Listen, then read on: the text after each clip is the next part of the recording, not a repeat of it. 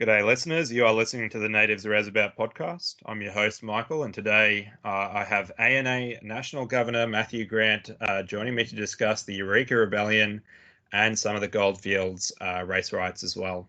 How you going, mate? Yeah, good. Good to be back on. This should be a pretty interesting episode. Obviously, there's a lot of stuff in this history. It's pretty significant to, I suppose, the creation mythology of the Australian people and in our political and struggle history, I suppose. So yeah, it would be good to hook into it. Yeah, well, if people know anything about Australian history, they tend to know Eureka. So yeah, we'll get into it in a minute. Pretty quick to get through the listener comments today. There's only one, and it's from the Pickle 5214, and he says, and this is in relation to the Empire Day one we did last. Okay, I'm certainly not a nativist. Still love you guys. What did he mean by this? Yeah, interesting. We accept the love, right? yeah. We accept the love. I don't know. Maybe you got peeved about something we said on there. You couldn't put your finger on it. Maybe just about this kind of having an independent assessment of our relationship with the Empire probably pisses someone off. Who knows? Yeah, or maybe he just has a different philosophy but likes listening to the show. Yeah. In any case, we appreciate it. All right. So before we jump into the poetry section of the podcast, I thought we could go through just a couple of the reasons why we should bother covering this topic. And of course, the first one is that we're just continuing to go through, key points in Australian history, especially ones of interest to Australian nationalists and the nationalist movement. So at this point, I think we've done quite a few, haven't we? We've done, the very start, 1788. We've done Castle Hill Rebellion, 1804, in the same show, I think. We covered the Rum Rebellion in 1808. And this is kind of going to be a bit of a bridge from that to the Shearers' strike, which you did, which is in the 1890s. Yeah. And after that, we also covered Lang and Campbell. So we have done a number of things. We've still got to get a little bit further into the 20th century, and there's going to be a bit of a gap between the Rum Rebellion in 1808 and Eureka in the 1850s and 1854. But we're slowly working our way through it. Now, other reasons we're going to cover this topic, as you mentioned before, it's kind of a founding myth of Australian politics. And basically everybody kind of tries to claim it. So, liberals will say, well, this is really the birth of Australian liberalism, which we'll get into with the Chartists. The commies have used it. I believe they had their youth wing called the Eureka Youth League for a while. And I think there was another Eureka Youth League on the side of nationalists. That's right. Of which I was the chairman for a couple of years back in the day. Blast from the past. Yeah, that's right. Yeah, well, that's an interesting thing in itself, in that we've only just had a bit more of a revival of nativist thought in the last, I'd say, few decades, wouldn't you say? Yeah, I'd say so. Look, obviously, there's always been some people that have carried the torch in one way or another, but I definitely would say the common awareness of a nativist position in the last decade has grown exponentially.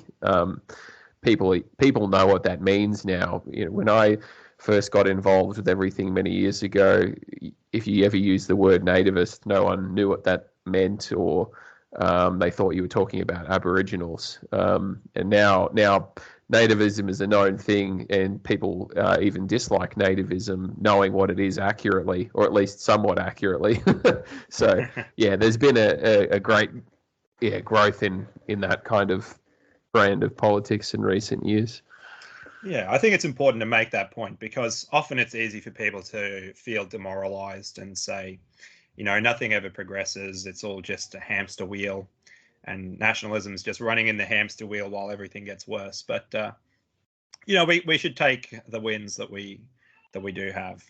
Oh yeah, we've definitely had them, and even in my few years, just seeing how things have progressed. The narrative has progressed so much, particularly, these ideas of Australian ethnogenesis and, this kind of unique ethnic identity, which is, worth defending and is identifiable and all the rest of it. These are like becoming more and more common talking points, particularly amongst, dissident political activists of different breeds. And when I, 10 years ago, that was just completely void and totally missed. And, there was, which way, young Western man, it was, you role play as a redcoat Tory or you're a kraut Germanophile.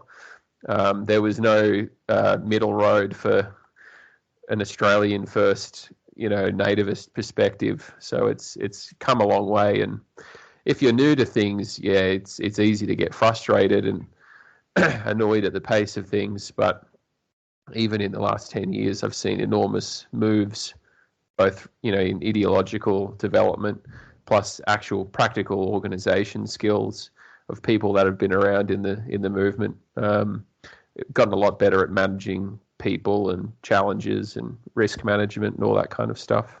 So don't get disheartened, dear listener. Things do get better so long as you stick in it. Yeah, excellent. Okay, and the last couple of reasons I had for covering it was, that this is really, Eureka is where we see more militancy beginning on the Goldfields. And this will then transfer, as we'll go into some of the race riots against the Chinese, and that leads into the development of immigration restriction politics. So it's very important in this nationalist tradition in that respect.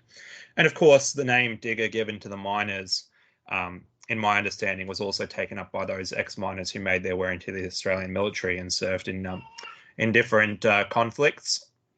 But particularly, this would go on to form part of the Anzac legend, the reference to our boys as the diggers. So I think, again, that's not something to neglect mention of. So now into the poetry segment, and I thought it was a bit hard to go past Eureka, written in 1889 by Henry Lawson. So here we have a Lawson poem on the events. Roll up, Eureka's heroes, on that grand old rush afar, for Lawler's gone to join you in the big camp where you are. Roll up and give him welcome, such as only diggers can, for well he battled for the rights of miner and of man. And there, in that bright, golden land that lies beyond our sight, the record of his honest life shall be his miner's right. Here many a bearded mouth shall twitch, and many a tear be shed, and many a grey old digger sigh to hear that Lawler's dead. But wipe your eyes, old fossicers, all worked out fields that roam. You need not weep at parting from a digger going home. Now from the strange wild seasons past, the days of golden strife, now from the roaring 50s comes a scene from Lawler's life. All gleaming white amid the shafts o'er gully, hill and flat, again I see the tents that form the camp at Ballarat. I hear the shovels and the picks, and all the air is rife with the rattle of the cradles and the sounds of digger life. The clatter of the windlass bowls as spinning round they go, and then the signal to his mate, the diggers cry, below. From many a busy pointing forge the sound of labour swells, the tinkling at the anvils is as clear as silver bells. I hear the broken English, from the mouth at least of one, from every state and nation that is known beneath the sun. The homely tongue of Scotland and the brogue of Ireland blend with the dialects of England from Berwick to Land's End. And to the busy concourse here the West has sent apart, the land of gulches that has been immortalised by heart. The land where long from mining camps the blue smoke upward curled, the land that gave that partner true and bliss unto the world. The men from all the nations in the new world and the old, all side by side like brethren here, are delving after gold. But suddenly the warning cries are heard on every side, as closing in around the field a ring of troopers ride. Unlicensed diggers are the game, their class and wanter sins, and so with all its shameful scenes the digger hunt begins. The men are seized who are too poor the heavy tax to pay, and they are chained as convicts were, and dragged in gangs away. While in the eye of many a mate is menace scarcely hid, the digger's blood was slow to boil, but scalded when it did. But now another march is held that sure must light the charge, A digger murdered in the camp, his murderer at large. Roll up, the pregnant cry awakes the evening air, and angry faces surge like waves around the speakers there. What are our sins that we should be an outlawed class, they say? Shall we stand by while mates are seized and dragged like lags away? Shall insult be on insult heaped? Shall we let these things go? And on a roar of voices comes the digger's answer, no. The day has vanished from the scene, but not the air of night can cool the blood that ebbing back leaves brows in anger white. Lo, from the roof of Bentley's Inn the flames are leaping high. They write revenge in letters red across the smoke-dimmed sky.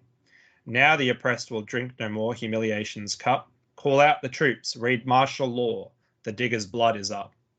To arms, the cry is out, to arms if man thou art, for every pike upon a pole will find a tyrant's heart. Now Lawler comes to take the lead, the spirit does not lag, and down the rough wild diggers kneel beneath the digger's flag. And rising to their feet they swear, while rugged hearts beat high, to stand beside their leader, and to conquer or to die. Around Eureka's stockade now the shades of night close fast. 300 sleep beside their arms, and 30 sleep their last. Around about fair Melbourne town the sounds of bells are born, that call the citizens to prayer this fateful Sabbath morn. But there, upon Eureka's hill, 100 miles away, the diggers' forms lie white and still above the blood-stained clay. The bells that ring the digger's death might also ring a knell for those few gallant soldiers dead who did their duty well. There's many a someone's heart shall ache and many a someone care, for many a someone's darling lies all cold and pallid there. And now in smoking ruins lie the huts and tents around. The digger's gallant flag is down and trampled in the ground. The sight of murdered heroes is to heroes' heart a goad. 1,000 men are up in arms upon the Creswick road, and wildest rumours in the air are flying up and down. 'Tis said the men of Ballarat will march upon the town. But not in vain those diggers died, their comrades may rejoice, for o'er the voice of tyranny is heard the people's voice. It says, reform your rotten law, the diggers' wrongs make right, or else with them, our brothers now, will gather in the fight. And now, before my vision flash, the scenes that followed fast, the trials and the triumph of the diggers' cause at last. 'Twas of such stuff the men were made who saw our nation born, and such as Lawler were the men who led their footsteps on. And of such men there'll many be, and of such leaders some, in the roll-up of Australians on some dark day yet to come. That's a bit of a long one, a bit longer than we usually go with the poem, but I think it gives us a nice little introduction. It runs through a lot of the key events, and if you know anything about Eureka already, you're probably understanding a lot of what's going on there. And if you don't, hopefully you'll understand by the end of today's show. But is there anything in particular you would take out of that one, Grant?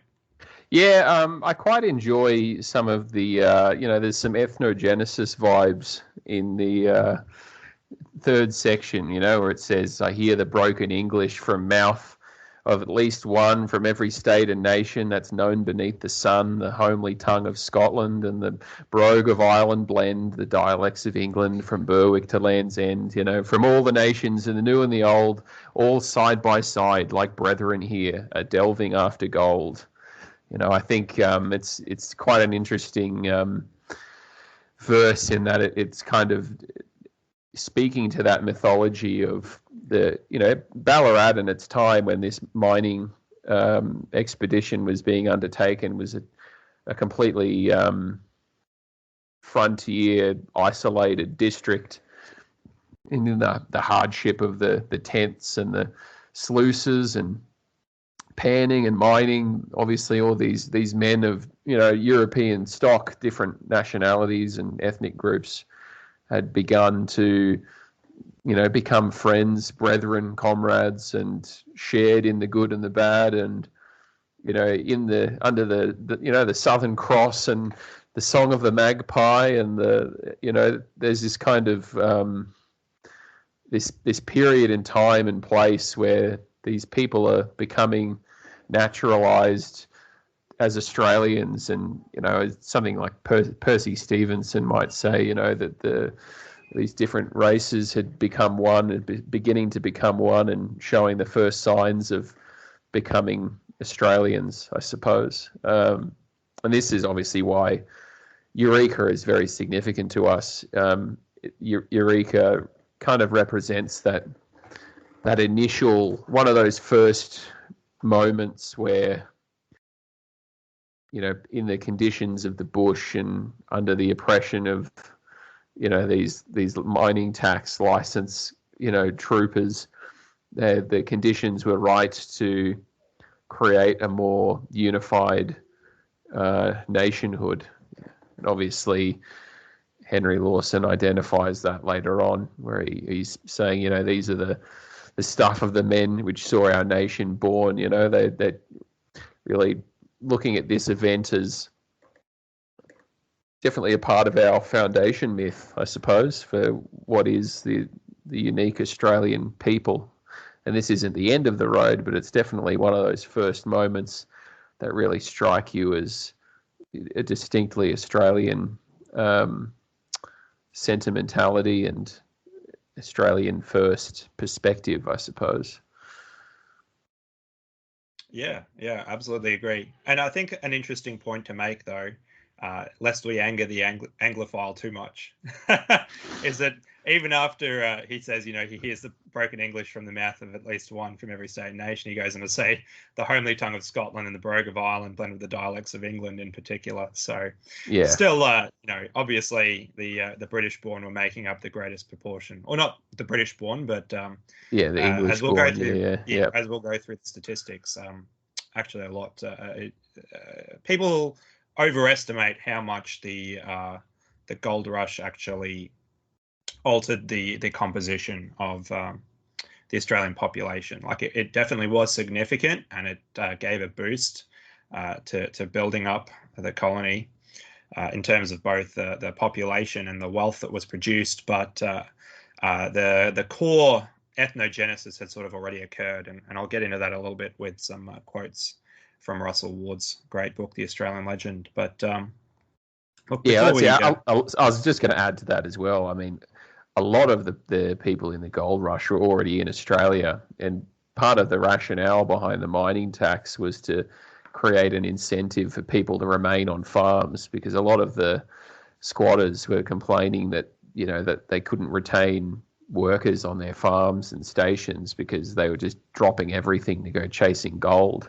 But yeah, that's okay. I'll let you continue. Yeah, no, and I mean, the Lawson kind of makes this connection a bit when he says the men are seized who are too poor the heavy tax to pay, and they are chained as convicts were and dragged in gangs away.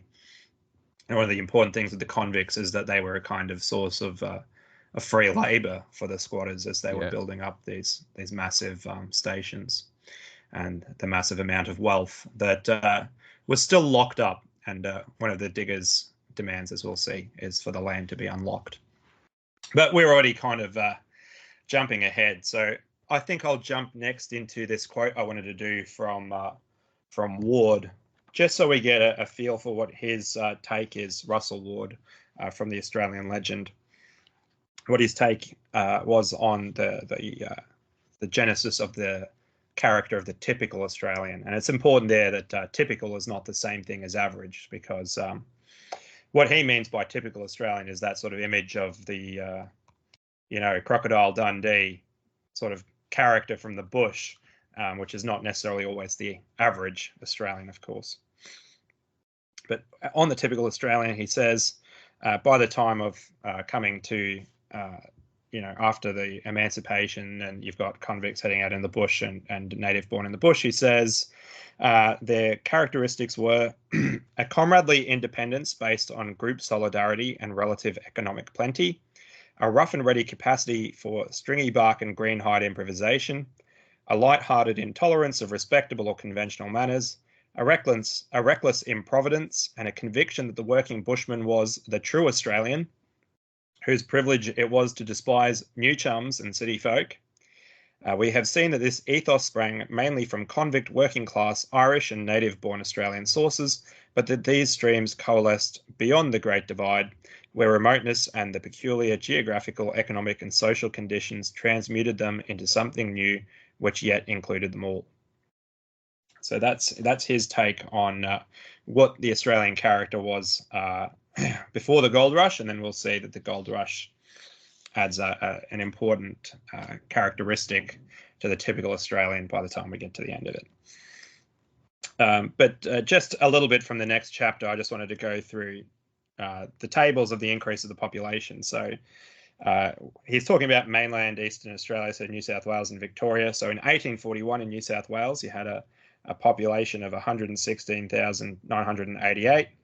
By 1851, which is the start of the gold rush, we have 187,243.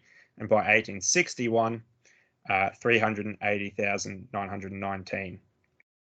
And in Victoria, much smaller in 1841, it's only 11,738. By 1851, 87,345. And by 1861, it's 540,322. So in 2 decades, you've gone from, almost 12,000 to closer to 540,000. Yeah, that's massive. Yeah, huge. But he has a couple of other tables that, look, I won't do the native-born population on its own, but the group composition comprising native-born convict and emancipants, so those freed convicts.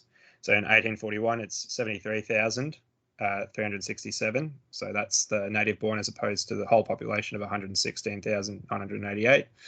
Then by 1851, 110,713. By 1861, 194,000, which is native-born convict and emancipants out of a total of 380,919. So as you see, it's like a massive percentage of the total, right? 50.9%. And for Victoria, initially the native-born convict and emancipants 2,456. Then by 1851, 20,470. And by 1861, 157,911. So those are, by the way, rough numbers there, he's noted. So it's proportionally not as much as in New South Wales, but still a significant amount, close to somewhere above a fifth. Yeah, so he says in round figures, it may be said that while the population of New South Wales doubled, that of Victoria increased 6 times. From tables 8 and 9, however, it can be seen that the rate of increase of the native-born population, even in Victoria, was significantly higher than that of the population as a whole, while table 10 shows that this former rate was higher still if to the native-born be added the ex-convict population. So if we consider these 2 categories of people as a single group forming the leaven of Australianism, it is clear that they always comprise more than half the population of the mother colony. For the next census in 1871, the 308,673 native-born alone made up 61.2% of the population of the people. So, that's just some numbers there to illustrate that point of ethnogenesis not being necessarily disrupted by the gold rush, but the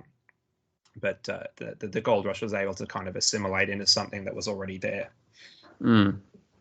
I just think it's important to make that note, for the continuity of the history and what we're going through. Yeah, absolutely. And the other side of that as well is the native stock culture, which had already kind of arisen, is still very closely related to the stock of the people that were coming as part of the gold rush. So it doesn't take an enormous effort for them to become very quickly Australianized. Yeah, that's right. Particularly on the conditions of the Goldfields, which were closer to those bush conditions that were involved in Australian ethnogenesis. That's right. Yeah. Right. So the next thing here, before we get into the gold rush itself in 1851, I wanted to talk a little bit about the global context, because that provides some helpful information to make sense of some of the things that are going on. So in 1848, actually, I'll do the other one first. In 1850, we have the Taiping Rebellion, which goes on for more than a decade in China. And I believe this is a funny one. I only put the date there, but from memory, that's where some Chinese bloke claimed that he was like the second coming of Jesus Christ, I believe.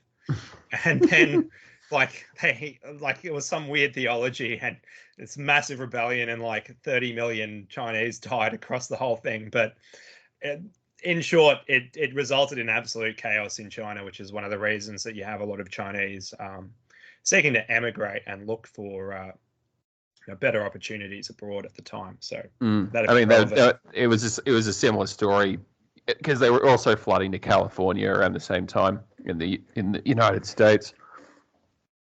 Yeah, absolutely. And then on the political side, for the West as a whole, in Europe, you've got the 1848 liberal revolutions that are occurring across basically in the entire continent.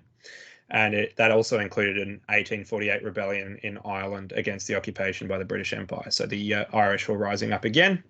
And Irish influence would be pronounced in Eureka, of course, with Peter Lawler as the leader. The password for the sort of the rebels, the conspirators to be led into the stockade was Vinegar Hill, which shows some continuity with the previous Irish rebelliousness with Castle Hill in 1804, because that was called Australia's Vinegar Hill. Although the Irish thing is sometimes overstated a bit. But, there were many nations involved in that. So a lot of the people coming across, in particular, one of the guys I'll be quoting, Raffaello Carboni, who's one of the main rebel leaders and wrote a book, which I'll have a bunch of excerpts from further on. He was involved, I think, in the Italian Risorgimento, which was kind of their nationalist movement against the Austrians, I believe. I think I'm right on that front, Grant. Am I? Risorgimento? Hopefully that's... No idea, man. Yeah. Hopefully that's not a pasta brand or something. Too far. It's on the other side of the Atlantic. It's just in the Antipodes, right? Yeah.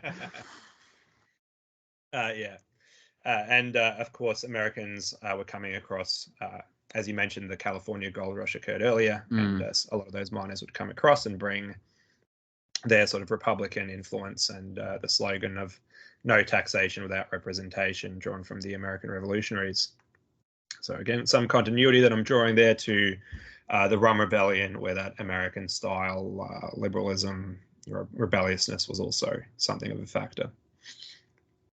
And in the British context, no revolutions as such in England, but the Chartist movement, which was a reformist form of liberalism, was growing. That begins a bit earlier in 1838, lasts until basically 1857.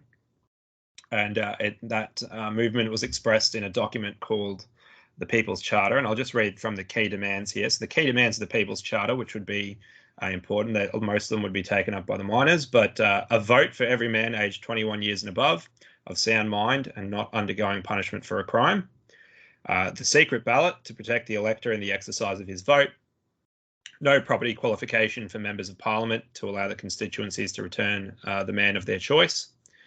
Payment of members, enabling tradesmen, working men, or other persons of modest means to leave or interrupt their livelihood to attend to the interests of the nation. Equal constituencies, securing the same amount of representation for the same number of electors, instead of allowing less populous constituencies to have as much or more weight than the larger ones. And annual parliamentary elections, thus presenting the most effectual check to bribery and intimidation, since no purse could buy a constituency under a system of universal manhood suffrage in every 12 months. I don't know. Maybe they underestimated the oligarchs. Yeah. Well, I think I've said this before on another podcast, where it's just basically like, with every system of government, like it's only as good as the average member of the system, I suppose. So like the People's Charter is like totally fine if the average elector is actually interested in the state of the nation and blah, blah, blah. And he's not completely distracted with circus, football and, just distractions. Or, this is in the age before mass media where, it was, different times, man, different times. You could definitely, if a purse could, oligarchy is a powerful, like elite theory and oligarchy are pretty compelling states of affairs. But yeah, it's definitely. I think that the Chartist movement couldn't have fathomed the level of disinterest that the average Australian elector has for politics now. Unfathomable. Yeah, well, I mean, early democratic democratic theories are developed, put forward certain hypotheses, that involvement in politics on the part of the average person would tend to make them, engage with the issues more and become more virtuous and a better citizen. Yeah. And I mean, you have skin in the game, but yeah, I think it's been shown now that that's not really a reliable hypothesis.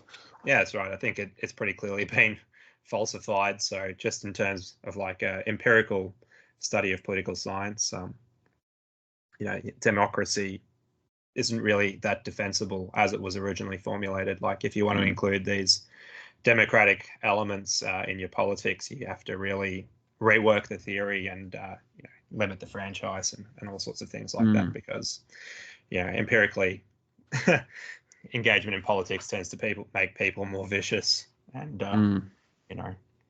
they don't really study the issues. The average voter is entirely ignorant of everything, and I have to think back. There's a good book on this called Against Democracy, which is by, funnily enough, a libertarian fellow, Jason Brennan. But he talks about this. He's yeah.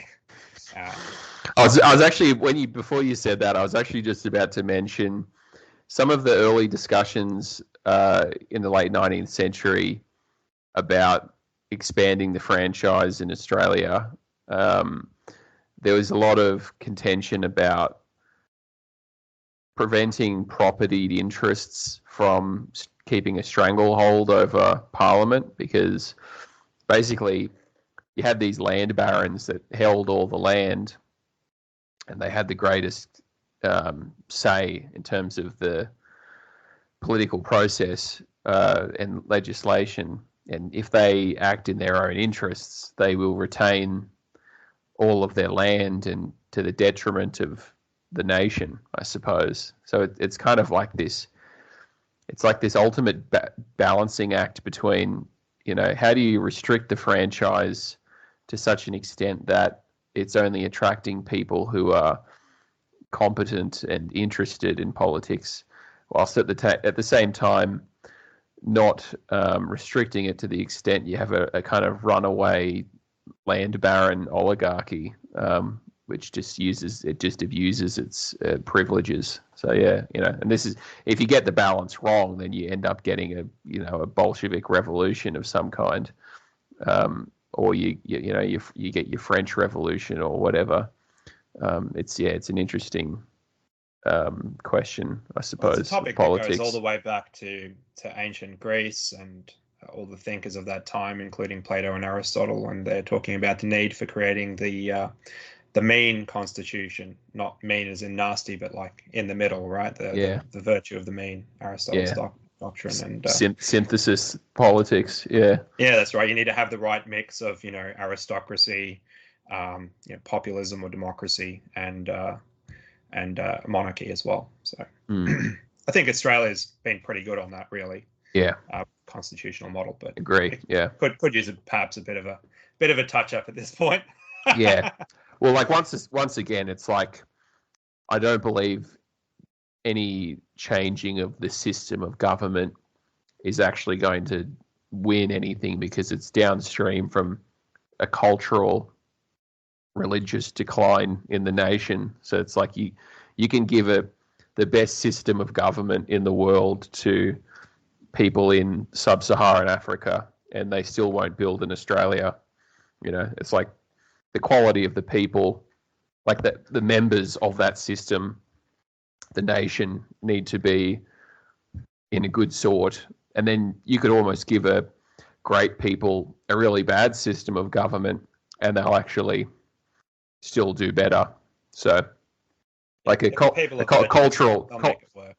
Yeah, that's right. So, yeah, like everything's got to be downstream from some kind of cultural renaissance, where basically the best virtues of society are reignited in the hearts of everyone, and then you can just anything goes. Then you've won the battle if you've repaired the minds and souls of the nation.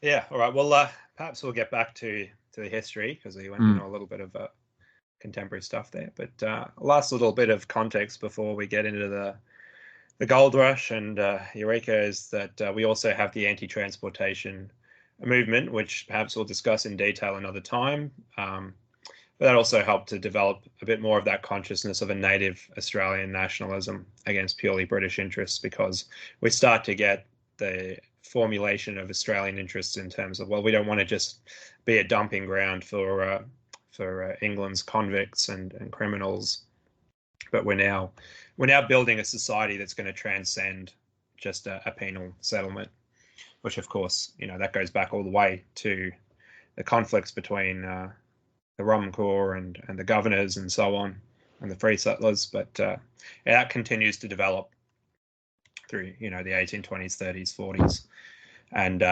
Tasmanian anti-transportation leader John West's flag, which is kind of a proto-Australian national flag, that would be seen flying on the Goldfields as well. So you do have that native Australian sentiment there. Mm. All right, with that out of the way, all that context, we can actually start to get into the lead up to the event, the cause of the rebellion, and some of the sources around it and so on. But so gold was officially discovered by Edward Hargraves in 1851 in Bathurst, New South W. But really, people knew about gold before that, but it was heavily suppressed. As you said, of course, the squatters didn't want their workers to rise up or to run off, especially with a large convict population. So I believe one of the governors said, be quiet, man, or we'll all have our throats slit. Yeah, who's going to shear the wool? Mm. So of course, gold would soon be discovered in Victoria as well, and initially the government supported that because all the workers were flocking to New South Wales, and so they wanted to keep them in Victoria. But it didn't really help them that much, because the workers would just swarm into the Victorian goldfields and depopulating sort of towns and stations, much to the chagrin of the squatters and the government. So in response to this, on 16th of August 1851, which is, gold's only just been discovered, Lieutenant Governor Charles Latrobe, the Lieutenant Governor in Victoria, which was not yet its own official colony, reserved to the Crown the land rights to the goldfields and introduced a license, which was effectively a tax of 30 shillings per month. And this was purposely designed to be prohibitively expensive so that the workers would stop abandoning their jobs. And instead of that, it primarily led to lingering resentment and anger on the part of the miners, because obviously they were fully aware of all these class interests and what was going on. And as you go, license hunts are being conducted by the police to find diggers without licenses, and many of the police are hardened ex-convicts from Van Diemen's Land, which is, as we hopefully know, is the former name for Tasmania. And not just these ex-convicts, but also Victorian native police, so mounted Aboriginals, led by white officers. So mounted Aboriginals, the Aboriginals on horses, not Aboriginals being mounted by white officers, just to clarify. Perhaps I shouldn't have started the gin. So the native police are also involved. Police have incentive to find miners without a license, as they receive a portion of the fines. And this is an interesting one. I only found this at the last minute, but with rumours of the doubling of the licence fee, diggers at Mount Alexander Goldfield hold a monster meeting. It's called the monster meeting because 15,000 diggers attended under the diggers' flag. And the governor backed down on the doubling of the license fee. So sometimes that's seen as a bit of an early prelude to Eureka, but I kind of like going into flags and stuff. Are you familiar with the diggers' flag and what that one looks like, Grant? No, not at all. Yeah, so I think it's based on a text from 1855 that mentions this flag, and there's a photo where you can see part of it, but it's believed that on the top left, it's a quadrant. It's got 4 parts. On the top left is a pick and a shovel. On the bottom left is a fasces, signifying the unity of the workers, of the miners. On the top right, you've got a kangaroo and an emu, signifying the Australianness, I guess, of the movement. And on the bottom right, you've got scales of justice. So very, very symbolic of the kind of things that the miners were looking for. But, yeah, very cool. That's a little known one, but already well before Eureka, the miners were kind of organizing, and they had this red ribbon movement that they developed where they'd wear red ribbons in show of solidarity. But before I move on, I'll quote from the bloke I mentioned earlier, Raffaello Carboni, the main chronicler, and this is from his book, The Eureka Stockade, The Consequence of Some Pirates Wanting on Quarterdeck a Rebellion. Yeah, he's a bit of a long-winded bloke, and I find him a bit hard to read, but here's an excerpt from chapter 2 on the popular response to Latrobe and the license hunts. Wanted, a governor, apply to the people of Victoria. That was the extraordinary advertisement a new chum in want of employment did meet in the usual column of the Argus, December 1852. Many could afford to laugh at it. The intelligent, however, who had immigrated here, permanently to better his condition, was forced to rip up in his memory a certain fable of Aesop. Who would have dared then to warn the fatted Melbourne frogs weltering in grog, their colonial glory, against their contempt for King Log? Behold, King Stork is your reward. So, a bit of a classical reference there, but the point is, the people were not happy with the governor. That's a cracker of an advertisement. Yeah, I mean, we could afford to put some out like that today. Yeah, that would be pretty funny. Yeah. Yeah. Anyway, and another excerpt. This one from chapter 4. The search for licenses, or the traps are out today, their name at the time, happened once a month. The strong population now in this goldfield had perhaps rendered it necessary twice a month. Only in October I recollect that they had come out 3 times. Yet the traps are out was annoying, but not exasperating. Not exasperating because John Bull was born for law, order, and safe money-making on land and sea. They were annoying because, said John, not that he likes his money more than his belly, but he hates the bayonet. I mean, of course, he does not want to be bullied with the bayonet. To this honest grumbling of John, the drunkard, there's the lazy, which make the incapables join their cant, and the Vandemonians pulled up with wanted audacity. In a word, the 30 shillings a month for the gold license became a nuisance. Yeah, so initially the police were called the Traps, but later on they'd be called Joes, after the first name of Latrobe, Joseph. Sorry, not Latrobe, must be the other one. Joseph Hotham, is it? Anyway. All good, yeah. I like Traps better. Yeah, no, fair enough. Yeah. Anyway, the point there. the Traps are out today. Yeah. Yeah, that sort of contempt for the police. Give me 30 shillings at bayonet point is very... Yeah, I mean, they really treated the miners very brutally. So, if you left your license in your tent or something and they didn't find, they'd just like tie you to a tree and leave you in the cold, and guys would die and stuff. So they were really brutal. They were just unreasonably rough in how they treated people. And of course, that just continued to grow the resentment. All this license hunting and police brutality was really the kind of powder keg being set up for the match, which we'll see a little further on. But to keep going through the events, so we had in 1852, obviously, the advertisement governor wanted and the increase of the license hunts. From 1853, Chinese would increasingly enter the goldfields as well. So January 1853 brought the first 2 boatloads, but eventually the numbers on the goldfields would swell to 62,990. So quite significant, especially if we're thinking back to, the numbers of the population that I read earlier. That's a very large percentage. And I've got a nice quote here from a Polish digger named Surin Korzlinski, describing the Chinese miners coming onto the goldfields. So this is quoted out of one of the books I read to prepare for this, Grantley Kears's Sons of the Southern Cross. Here's the quote. They're very funny to watch when they walk overland, for they usually travel in large groups of 100 or so, one behind the other in a long line like wild geese.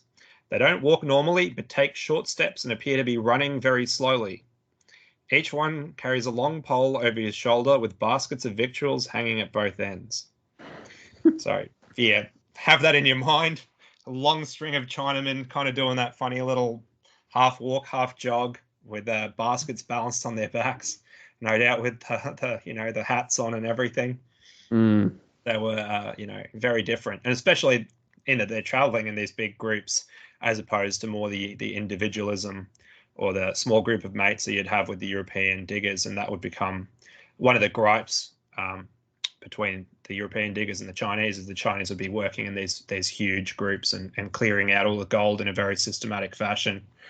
Yeah, it definitely, it's an image you can bear in your mind, and to the diggers seeing that, it really would have given rise to this feeling of like existential dread, like this is truly invasion style quantities of Chinese that were entering the colony at the time.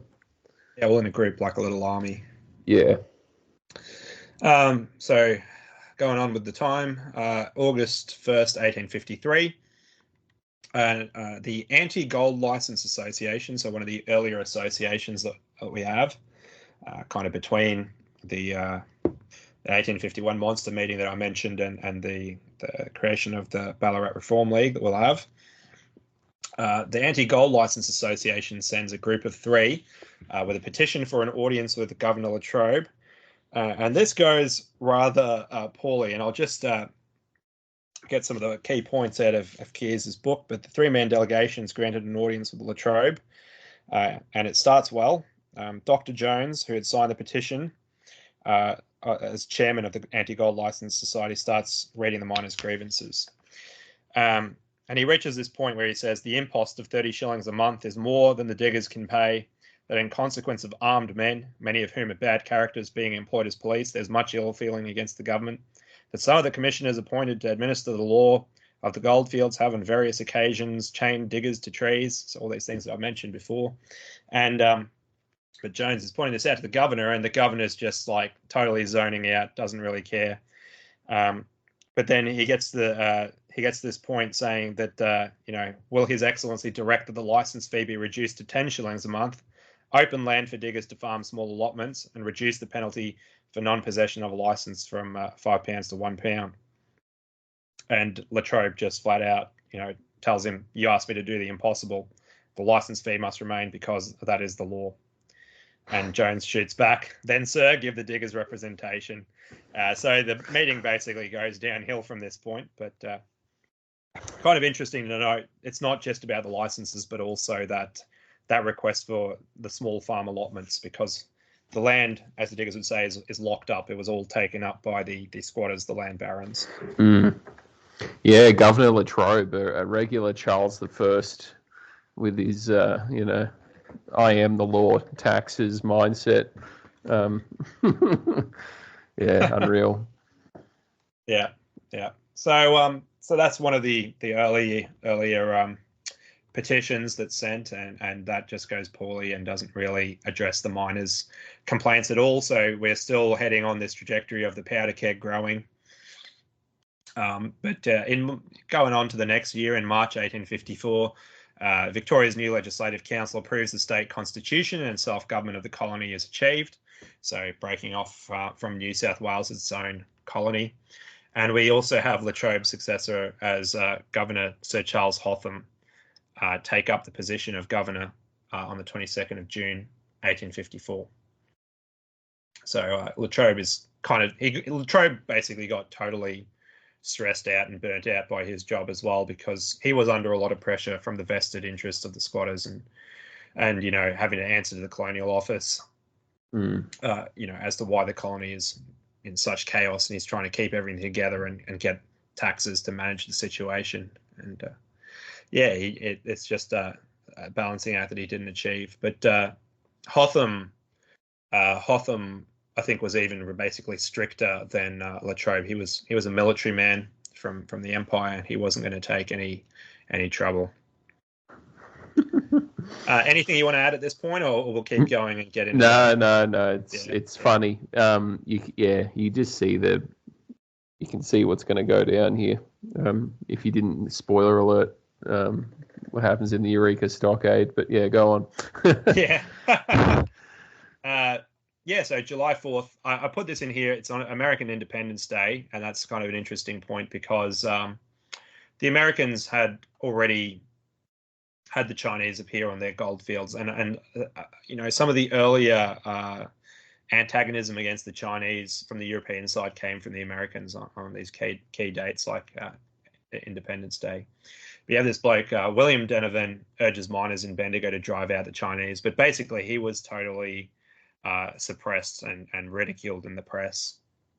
He was almost like us today. He was prescient as to the issues of thousands of foreigners pouring in, but suppressed by the government and the media. Typical, yeah. Yeah.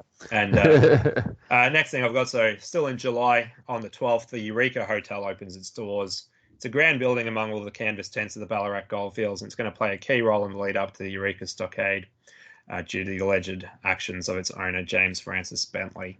So we've come to the match that's going to light the fuse.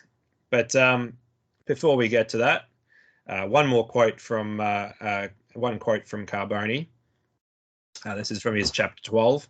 Up to the middle of September 1854, the search for licenses happened once a month, at most twice, perhaps one a week on the gravel pits owing to the near neighbourhood of the government camp.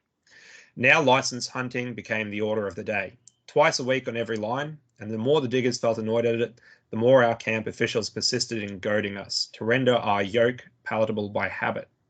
I assert, as an eyewitness and a sufferer, that both in October and November, when the weather allowed it, the camp rode out for the hunt every alternate day. True, one day they would hunt their game on the gravel pits, another day they pounced on the foxes of the Eureka, and a third day on the Red Hill. But though working on different leads, are we not all fellow diggers? Did not several of us meet again in the evening under the same tent belonging to the same party? It's useless to ask further questions. So, it was bad already, and then they're just laying on even more pressure. Unbelievable. Yeah, the squatters must really have been at the government's throat to get rid of these goldfields. Yeah, look, the gold commissioners were also pretty corrupt and basically incompetent as well. So, they're this kind of like the small man syndrome. They put the small man in charge as a gold commissioner. He just totally exploded the situation through mismanagement and putting pressure on people. So this is it. 6th of October, a miner, James Scobie, very late at night, about midnight, rocks up to the Eureka Hotel, and he's demanding a drink with his mate, and they smash a window to break in, and it's not immediately apparent what happens, but there are a few eyewitnesses that say that James Bentley, the proprietor, has come out, and he hits Scobie on the head with a shovel, and he gets off, and Scobie ends up dying from that injury. And what really annoyed the miners and made them super angry about this was that it would be covered up by he'd be investigated, but it'd be covered up by his friend, business partner, and debtor, who was the magistrate, a certain Dews. And the miners are outraged by the miscarriage of justice, so they organise a roll-up, which is when all the miners get together in a big mob, and they go to the Eureka Hotel on the 17th of October, and they end up burning the place down. And there's no way that the police can stop them. There's just like a huge mob of miners. But after the fact, 3 of the men involved are arrested, and that leads to further anger by the diggers because, of course, James Bentley's been, gotten out of murder essentially by this cover-up, this brush over of the events by his mate, which was just further evidence to them of the total corruption of the administration of the Goldfields. But they take justice into their hands, and 3 of their guys are arrested. Yeah. Tragic. Yeah. It goes to show, just they were hard times in the colony. I mean, corruption, finding competent people of a high moral standard as well, would have pretty far and few between. Yeah. So this is where it starts to really get into it. By the 19th of October, extra police reinforcements are sent. I believe that was along with the 2 regiments of foot. So the soldiers are there as well, because the government's aware that things are reaching a boiling point. And in the next month, we have the creation of the Ballarat Reform League, which was to deal with all these issues. And I'll just go to their charter that they put together in paper and ink. Here we go. At a meeting held on Bakery Hill in the presence of about 10,000 men on Saturday, November 11th, 1854, the following were adopted as the principles and objects of the Ballarat Reform League. That it is the inalienable right of every citizen to have a voice in making the laws he is called upon to obey, that taxation without representation is tyranny, that, being as the people have been hitherto unrepresented in the Legislative Council of the Colony of Victoria, they have been tyrannised over, and it becomes their duty, as well as interest, to resist, and if necessary to remove the irresponsible power which so tyrannises over them.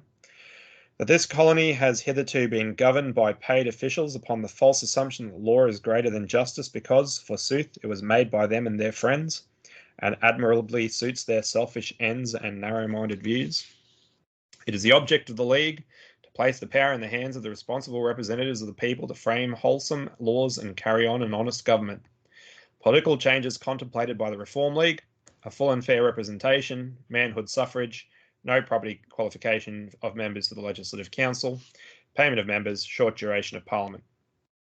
Immediate objects of the Reform League, an immediate change in the management of the Goldfields by disbanding the commissioners, the total abolition of the diggers' and storekeepers' licence tax, and a thorough and organised agitation of the Goldfields and the towns. Yeah, so pretty extreme stuff, I suppose, from the perspective of the government, but really they were putting forward just those sort of 5 out of 6 principles of the People's Charter from that we mentioned earlier. With the only one that they didn't have there was the secret ballot. And look, you had that slogan from American independence. Taxation without representation is tyranny. So really, in terms of the leaders. It's all couched in the language of Chartism. But there's an interesting quote from Carboni that suggests that maybe the popular opinion was not necessarily in total agreement with that. So he says in chapter 14, Thomas Kennedy, which is one of the leaders, was naturally enough the line of the day, a thick head, bold but bold, the consequence perhaps not of his dissipation, but of his worry in bygone days. His merit consists in the possession of the Charter slang, hence his cleverness in spinning a yarn never to the purpose, but blathered with long phrases and bubbling with cant. He took up the cause of the diggers, not so much for the evaporation of his gaseous heroism, as eternally to hammer on the unfortunate death of his countryman Scobie for the sake of Auld Lang Syne. So, yeah, that what's that Irish loyalty, I suppose. But yeah.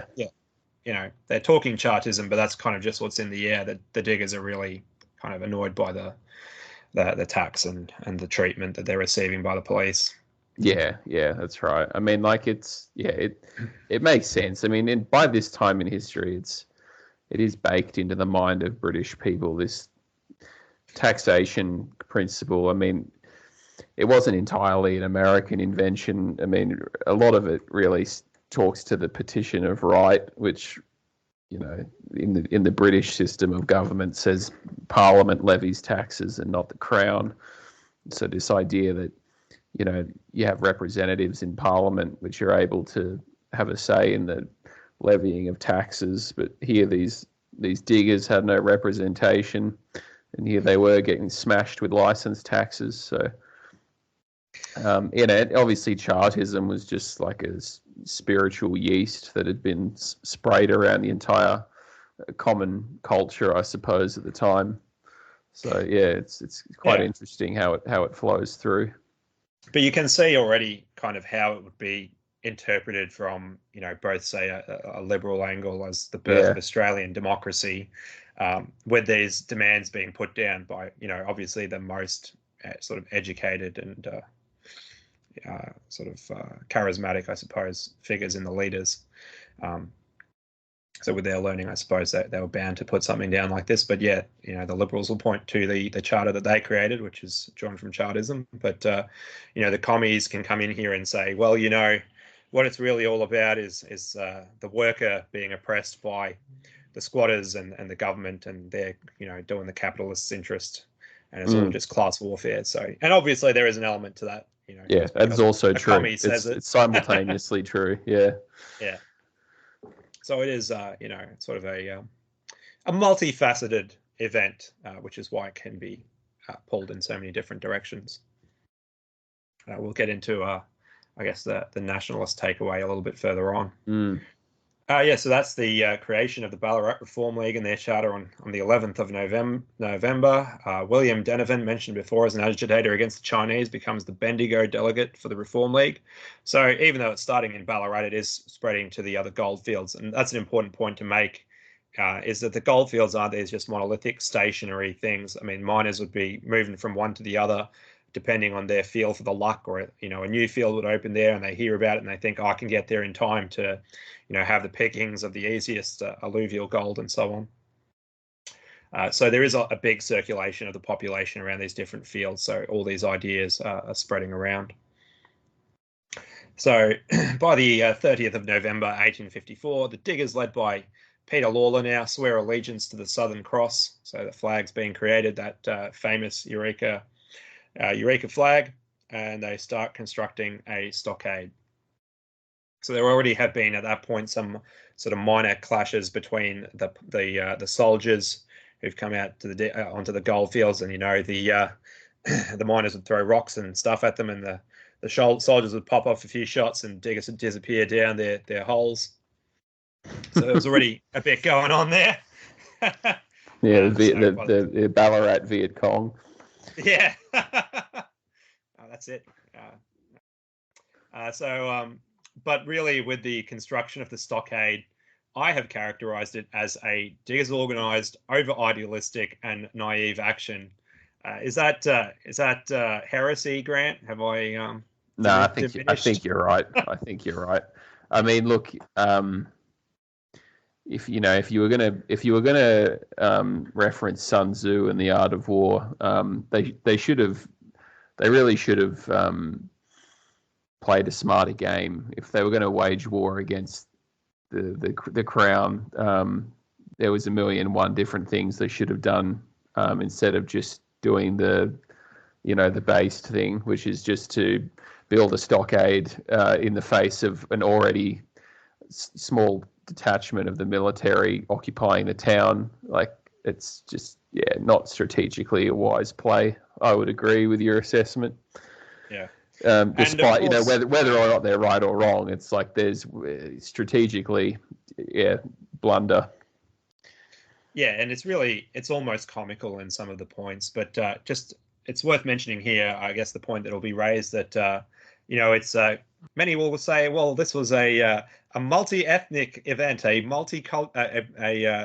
foundational multicultural moment, because we have Raffaello Carboni, of course, as one of the leaders, is an Italian.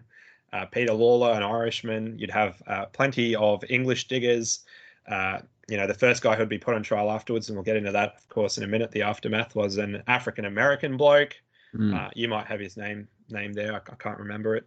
And you'd have Germans and all these other old country people as well. So what would you say to that, Grant? It's look, my view is it's definitely by far majority, this is people of European stock. I mean, you do have John Joseph, this African American fellow, but at the time, I mean, obviously there was no Chinese, there's no known Chinese participants in this event, and I don't think they would have. But let's give the enemy the benefit of a doubt for 3 seconds, and let's just hypothesize there was 1 or 2 Chinese people involved in this event. It doesn't undermine the overarching idea that this was a foundational event where people, absolutely the far majority of people of European stock had built this kind of, transnational, you might say, solidarity, and that they're creating this new consciousness, considering themselves as Australians. So let's look at the hard facts. The best thing they've got is this John Joseph fellow, and there was no significant existential threat of African Americans moving to Australia, or Africans by any stock, really. I think the message you can take away here, I mean, obviously we've got a few mentions there of William Denevan, who was one of the leaders of the Reform League, who was already a known anti-Chinese advocate. The Chinese were the actual existential threat to the miners in this period of history, and so there's no doubt that they would have been excluded from that, and it wasn't a racially blind or totally compromised from an ethnic or racial point of view event.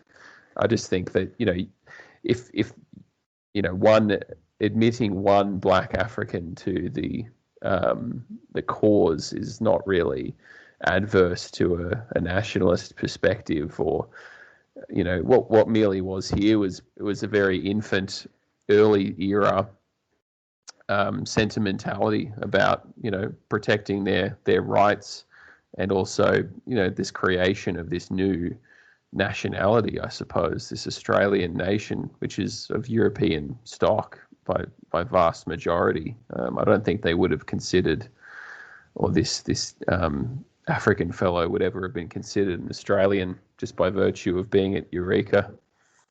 I don't know. It's probably a bit of a half-baked explanation, but that's probably how I feel about it. No, I think that is the important point. And as far as we know, no Chinese took part.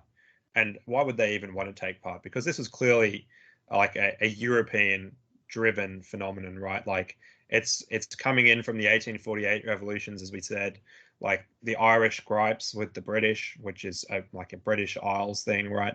So none of this has really anything to do with the Chinese, and they were kind of just there to make money and send it home, and get out of the strife of the Taiping Rebellion. They really had no interest in this sort of thing. So the mere presence of somebody in a place does not make them like part of an identity. And that's got to be repeated over and over again in today's climate, because people will say, well, we have all these different people here. Yeah, but they all, fundamentally, the vast majority of them will be loyal to their own kind of ethnic projects and ethnic interests.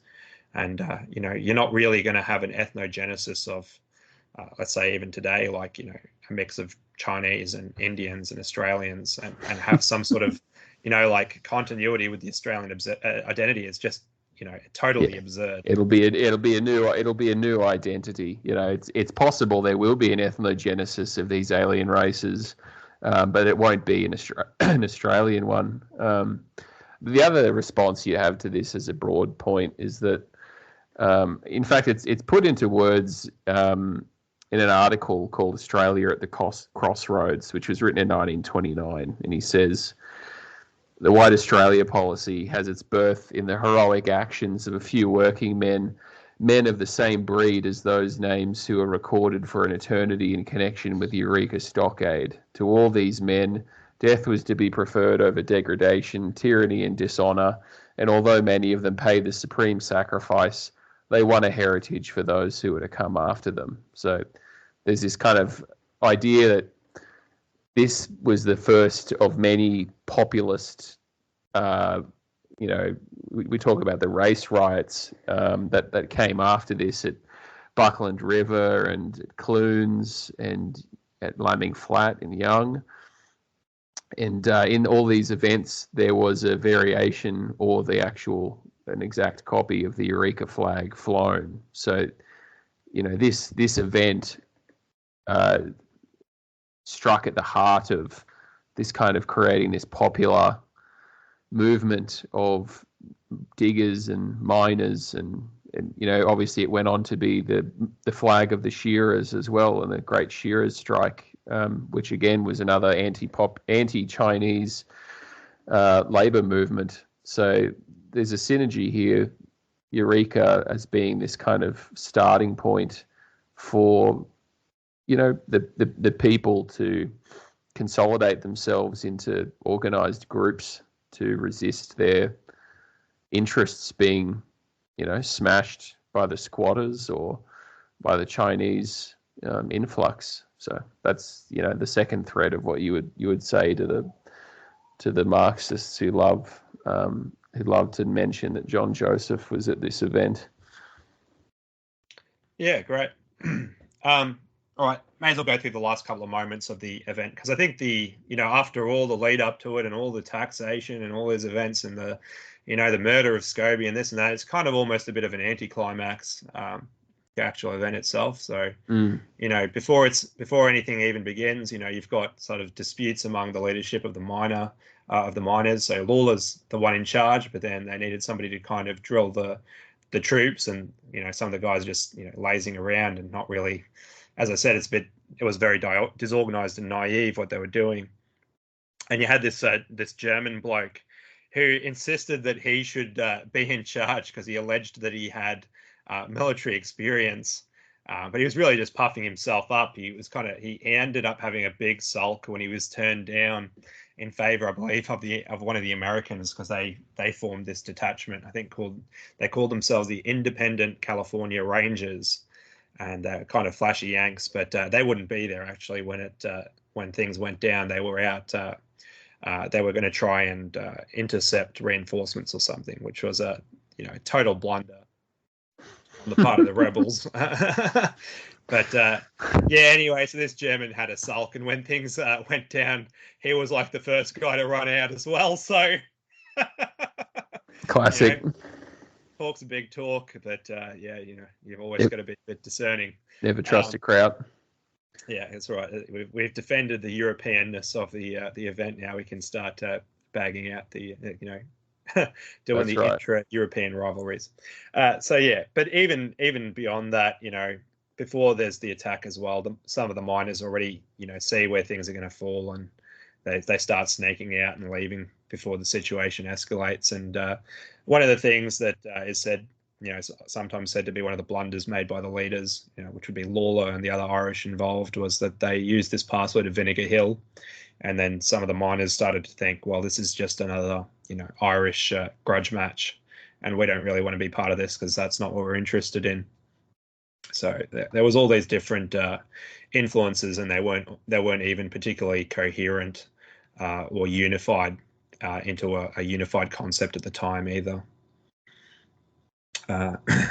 So finally we're there. Famously, 3rd of December, 1854, Sunday, extremely early in the morning before the light. The military, the foot attack in the early morning, and they win a decisive victory over the diggers. Lawler famously gets shot in the arm, and would eventually lose his arm, but he survives. He's hidden, and he goes into hiding in the aftermath, and that's when his arm gets sawed off, and he needs surgery and all that. But he would remain in hiding during the early aftermath and the trials of the leaders who survived. So there were around 34 rebel casualties, including dead and wounded, and 17 casualties on the side of the military. I think only 3 of those were deaths, and the rest were people wounded. So what can we learn from the aftermath is the question that are posed here next. Well, the victory of the diggers that Lawson mentioned in his poem was certainly not the stockade itself, which was, as I think we can see at this point, an absolute catastrophe. But so not in the actual revolutionary activity of the stockade when they were easily crushed, but in the legal defense and acquittal of the Eureka 13, the leaders, which implicitly condemned the tyranny of the government afterwards. So, they had these 13 leaders they had captured, and the first guy to be put on trial, what was his name again? The African? Yeah, John Joseph or something. John Joseph, yeah. Yeah, so the government put him on trial first because they thought basically, population's pretty racist. They'll probably just convict him, right? Yeah. But, the jury found him not guilty, and the popular opinion was so with the miners that They weren't really worried about that at all. It's funny too, because they actually dug up the evidence that he ran a sly grog shop out of his tent. So like he had an illegal grog shop in his tent, and that they were using that to besmirch his character on top of the treason charge. Still, yeah, didn't manage to get it through. Yeah, obviously. Yeah, they thought they had everything going for him. You know, yeah. Running this grog shop. You know, surely this white jury is going to get him executed on charges of treason and rebellion and so on. But no, he got let off. And the government didn't let off. They thought, no, we're going to get one of these guys convicted. So they kept putting them on, and every single time the jury just found not guilty. So the popular opinion was so with the miners that the government was not able to use the weapon of the law to punish them. That's right. So it just goes to show the importance of that overused term, metapolitics, and the culture of the population. I mean, it also shows the beauty of our legal system. In a different system of government, all these people would have just been round up and executed. So, I mean, it's either the beauty of the legal system or the ineffectiveness of it, depending on which side of the argument you're on. But yeah, this was if you believe in getting a jury trial by your peers, like Magna Carta, if you believe in that, then this was a big win for that tradition of the law, which is obviously an inheritance of our British ancestry. Yeah. So Lawler remained in hiding during this time, but after the trials showed that the diggers were totally vindicated in the eyes of the population and the government totally condemned, he would emerge from hiding by, I think it was May. And then he would later go on to win a position on the expanded Legislative Council in 1856 and have a long career as a politician. But that wasn't really much of a win for the miners, because he would go on to represent the people of Ballarat in the Legislative Assembly, the lower house, when that was brought in. But he would back property rights against universal manhood suffrage. So let me just find this quote, because there is a very good quote from that's often referred to that sums up his position here. Do you have anything interesting to say while I find this? Because I should have put this in the plan. about John Layla. Peter mate. Sorry, Peter Layla. I'm getting John Joseph stuck in my head. Yeah. Layla was a scumbag. Despite his efforts in this event, he obviously was also a shareholder in the Lothair gold mine in Clunes in Victoria, which tried to introduce much later on, of course. Later on.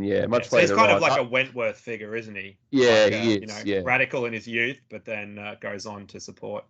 He basically becomes a complete turncoat in his later years, because he serves Mammon and he gets money and becomes a shareholder in this. Obviously, he has his parliamentarian stint, and he ends up owning a gold mine and tries to use Chinese scab labour on it to break the union. William Spence writes about this in his book Australia's Awakening, and just talks about how the whole town in Clunes rose up in their wrath and prevented the Chinese from actually getting introduced to the town with the proper riot. Layla is not our guy. He definitely went. Well, Clunes is all the way down in 8th of December 1873. That's right. Yeah. I think he died in 1889. In the Lawson poem. So but obviously this is a kind of a point that about the Goldfields that William Lane makes in his book, The Working Man's Paradise, which is like a labour novel. Or a pedagogical novel, sort of teaching principles of labour in this kind of pretty thin story form. But he says about the goldfields, there's two kinds of fields. There's the alluvial fields, which are considered the people's fields or the democratic fields, because all you need to rock up and make money is a pick and a pan, and you can work for yourself. Away you go. But as soon as you get to the reef fields, where you have to go well down into the ground and, use pumps and steam power and elevators and all this stuff. You need a lot of startup capital. You get the capitalist field where they're making all the money off the gold and the workers are just working for a wage, which is obviously what you get to with that event of Clunes. But yeah, I found the quote I was looking for, which was Lawler's in the assembly. He's meant to be representing these constituents of his that consider him a folk hero for his actions in the Eureka Rebellion, and they're putting pressure on him to clarify his position. And so, in a letter dated 1st of January 1857, published in the Ballarat Star, he described his ideology in this way. I would ask the gentlemen what they meant by the term democracy. Do they mean Chartism or communism or republicanism? If so, I never was, am not now, nor do I ever intend to be a Democrat. But if democracy means opposition to a tyrannical press, a tyrannical people, or a tyrannical government, then I have ever been, am still, and ever will remain a Democrat. So, yeah, I mean, what do you take out of that? It just doesn't seem like he had particularly firm ideals beyond maybe his I don't think so. No, and a bit of a grudge against the British based on his Irish heritage, and yeah, he came from a kind of Irish rebel family that came out after. Yeah, I got mixed feelings about it. I think it's kind of based to just kind of act on instinct. Like ideology can be kind of overrated in some ways, but at the same time, you'd hope you had like some pretty cemented ideals before you became an elected parliamentarian. Definitely the Chartist thing taking an L there. Having that kind of undermines the whole idea. But yeah, mixed feelings. But as probably gathered from my last outburst about Layla, not a fan. Yeah, I think as much as I may like the Chartist stuff, on a personal level, Layla's just a bit of a dog, or at least he was in his older age. Yeah, but let's go back to interpreting the event and its national significance, because this is occurring in the stockade itself, and the attack on it occurs 3rd December 1854. We get to 1855, and what gets brought in, a Chinese Immigration Act of 1855 passed in June of that year, which is seen as another victory for the diggers, because they would no longer have to fear being flooded by Chinese immigration and wouldn't have to compete with them anymore on the goldfields. So that would include a poll tax of 10 pounds or something like that per Chinaman. But the Chinese would then just bypass that by landing in South Australia and walking across the border. So this is, of course, we're starting to get some of these reasons that would push towards federation politically, because there was a need to secure the border universally and not just on a colony by colony basis. Yeah, absolutely. I mean, Queensland and South Australia were just like leaking sieves, and just There's a lot of newspaper articles talking about the mass waddling groups of Chinese walking over the colonies' borders. So yeah. Well, speaking of good newspaper articles, the next event I wanted to have a quick look at was in 4th July 1857, the famous Buckland River riot, and there's actually a really good article on it from 1932, a retrospective, called "The Buckland River Riot: Victoria's Lambing Flat," which was published in the Argus on the 5th of March 1932 by Pipeclay Brown. And I'll just give this one a read, because I think it's interesting to get the perspective on the national sort of perspective on and how the Chinese behaved and what led to the riots. So he starts with Lambing Flat. He says, Lambing Flat, New South Wales, provided the story of the greatest anti-Chinese riot on the goldfields of Australia. In 1861, diggers in the camp assembled in public meeting and resolved to expel all Chinese. The expulsion was effected with much loss of life among the Chinese, and 1 or 2 of the whites were killed. Order was not restored until the arrival of the military. Victoria had but one serious trouble with the Chinese diggers, of whom, from 1855, as we just mentioned, the diggings carried a floating population of between 25,000 and 40,000. The Chinese adapted themselves speedily to alluvial gold mining. Large parties working cooperatively procured considerable frontages of gold-bearing country, and as their numbers increased, they crowded the white men out of the producing areas. This was the case through the whole Beechworth division, where at one time the Chinese holding alluvial claims were in the proportion of more than 3 to 1 of the Europeans. The disparity was at first apparent on the rich Ovens field, the alien diggers outnumbering the whites by more than 10 to 1. Their presence on the field in large numbers was resented, in view of the fact that the Chinese were not prospectors. Not until gold was discovered did they come, and where workings were smaller and profits large, they quickly exhausted the possibilities of any area. The Buckland was considered to be a white man's field. The gold there had been discovered after especially strenuous effort, first by a Californian in 1855. Prospecting in the Ovens country, he followed the ranges in the direction of the Snowy Mountains, toward which numbers of small parties were making their way on reports of rich discoveries on the New South Wales side of the Snowy River. A few of these adventurers into a country as wild as and inhospitable as was the Klondike years later discovered any values worth considering, and the return journeys were made chiefly by disappointed men. The Californian immigrant, however, strong in the faith that he had been walking over very good gold, resumed prospecting in the valleys on the Victorian side. At the Buckland, his faith was justified in shallow sinking on the first day of his strike of surface colours. He opened wash dirt, which was yielded at a rate of 2 ounces to the dish. Values improved as the run of the wash was followed, and before he was forced to leave the discovery to reprovision, his winnings amounted to 60 ounces a day for each. 60 ounces a day for each of his party, which is a ton of gold. Yeah, that's nice. Yeah.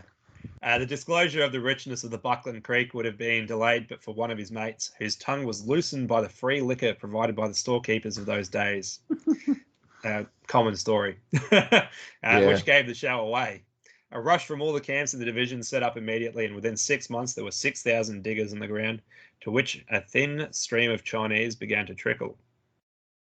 By 1857 there were thousands of Chinese at work, and the rich valleys having been taken and the Europeans having drifted to other fields, majority of about 3 to 1. Just what gold they took from their claims is not known. That the profit was satisfactory was shown by the establishment of 3 large camps on the course of the river, a palatial joss house, numerous stores, gambling shops, and comfortable humpies. Arrogant in their numerical superiority, the Chinese disregarded the mining laws and bylaws, lorded it over the smaller parties of Europeans, employed personal violence without scruple, and, as was common in those days, robbed the sluice boxes and trail races of the white diggers at every opportunity. Appeals to the warden for the enforcement of the observation of the laws under which the white men worked were without avail, and in July 1857, direct action was decided on by a party of under 100 white men. These, carrying long-handled shovels, pick handles, and crowbars, moved on the Chinese camp at Lauder's Flat and ordered the occupants to quit. They were given an hour in which to pack their swags. They made the most of the time, and without offering resistance, they went to the next camp at Stony Point. The eviction was complete. The white men set fire to the tents in the premises on the flat, burned the camp right out, and, reinforced by other parties of Europeans, followed the aliens to Stony Point, where the destruction of this camp also was effected.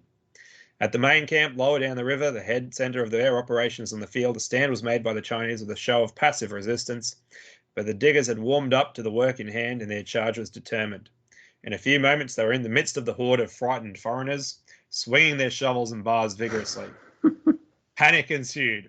Indicating that they would evacuate without fighting, the Chinese gathered as much as they could of their portable belongings and left. The camp was burned, and to an accompaniment of wild wailings, the temple of their Joss was consumed in view of the retreating Chinese. The white men, satisfied that the Chinese would not return, took possession of their claims and worked them. And this is a little bit of a questionable bit from the article, but a notable feature of the evacuation is that there was no loss of life on either side. Fear-stricken Chinese, heedless of where they were going, fell into potholes and some into the river, whence they were rescued by the rear guard of the whites. Another fact worthy of remark is that but 3 men were convicted, and these in a charge of unlawful assembling. In November 1857, it was enacted that the Chinese be protected under a system of Chinese resident licenses, which ensured them against similar treatment, but they never went back to the Buckland. Yeah, so that was an article from the Argus, a retrospective from 5th March 1932 on this 1857 event, considered to be Victoria's Lambing Flat, because of course Lambing Flat is the best known of the Goldfields riots. But this is only a couple of years after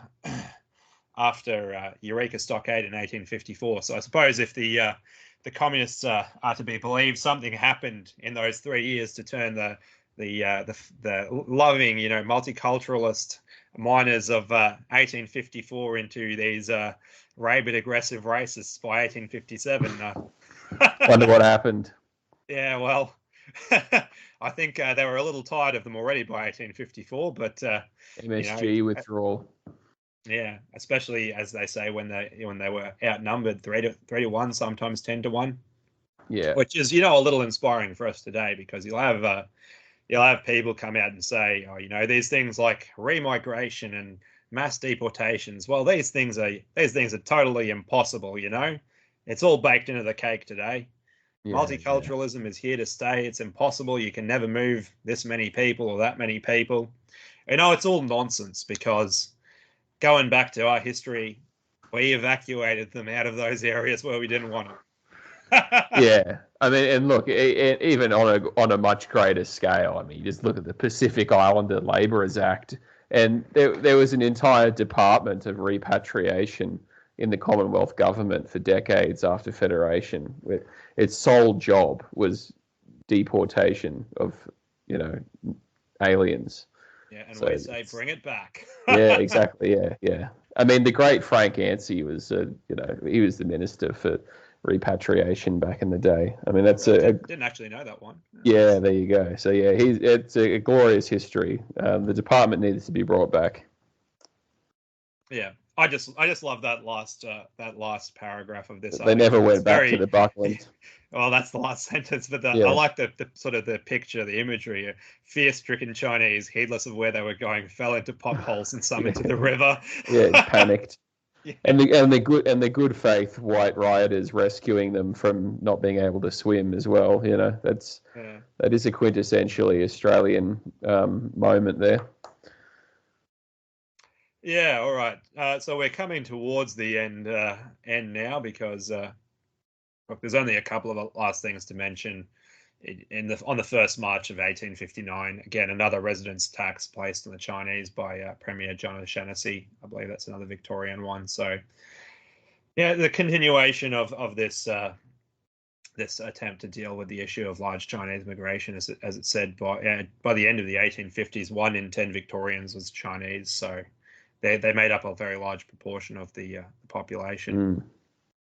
We've talked about the difference between alluvial gold and reef gold. Yeah, so once alluvial gold was mostly depleted, which happened by the 60s, that's when many of these miners joined a new rush to Lambing Flat in New South Wales. And, of course, they carried all these traditions of racial antagonism with them, and also the militancy that was born at Eureka.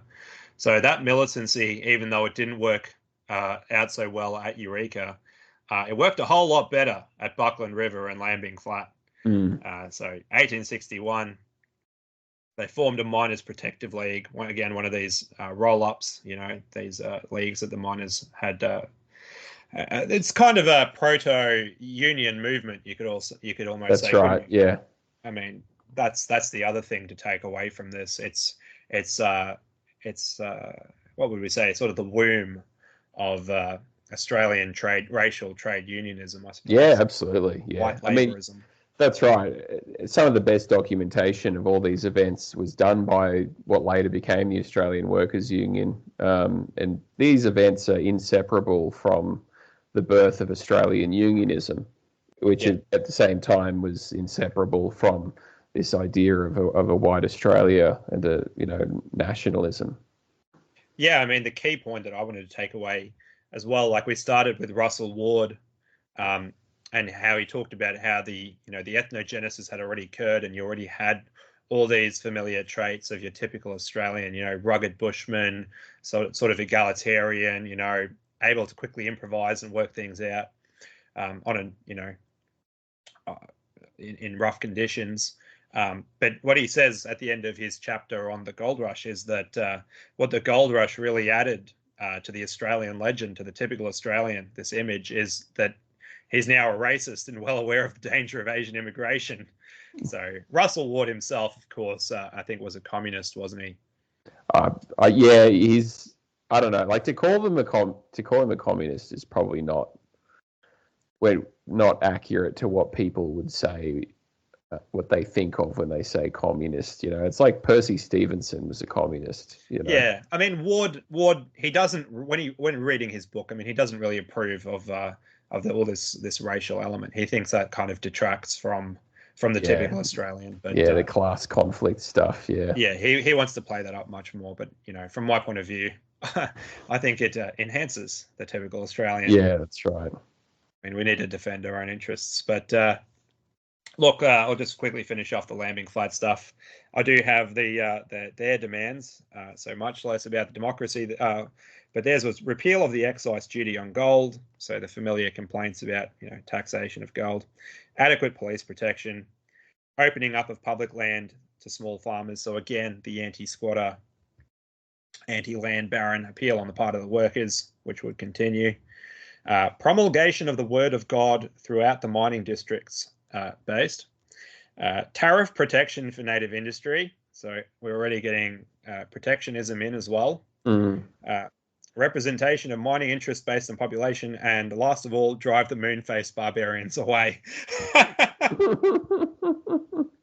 Yeah.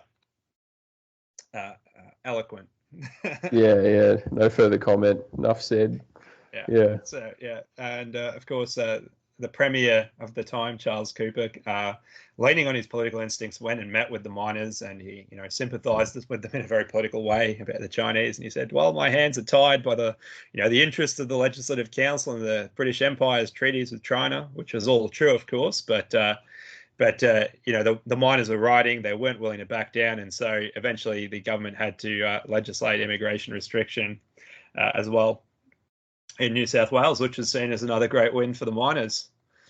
So all the way through this 1850s to 1860s period, what we're really seeing is the birth of the white versus yellow theme in Australian history, and the first aspects of immigration restriction and things that would go on to form the bedrock of federation. As I said, immigration restriction, but we just had in the demands of the lambing flat miners, protection, tariffs, and all that sort of stuff. And of course, with the incipient unionism of the miners' protective leagues, the trade union movement, arbitration, all this sort of stuff. So the latter half of the 19th century very much forming the lead up to federation. Yeah, exactly. I mean, like a lot of our great statesmen around the time of federation were young men around the time this was all happening. So these events really went on to become quite culturally and politically significant for generations to come.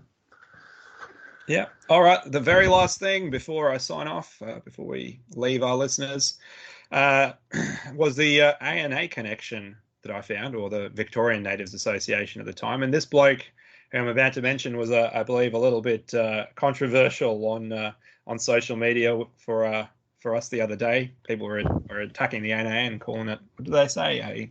It's Judeo-Masonic op. We're doing. Yeah. So we'll find a Jew to make reference to. Go ahead. Yeah. So Jonas Felix Levian. It was Jewish by blood, but Church of England by faith. Was one of the 13 founders of the ANA, originally the Victorian Natives Association, and he defeats Lawler for the seat of South Grant in 1871, in the very same year that the VNA was founded. So nice little tying off there. Lawler likes to call him the little Jew boy, but yeah, he was very much in the British Jewish tradition, which is a bit more loyalist and Anglo Jew and not Eastern Jew. But yeah, that's we should almost do a subject matter episode on that at some point. But yeah, it would be quite good to go through those, Monash and Isaacs, and then the sort of the changing situation with when they get the Balfour Declaration, and then especially when we have the influx of radical Jews in World War II and from especially from the Russian Empire as well. So all good. Yeah, look, that's it. We've gone through the 50s, the 60s, up to 71, the foundation of the ANA.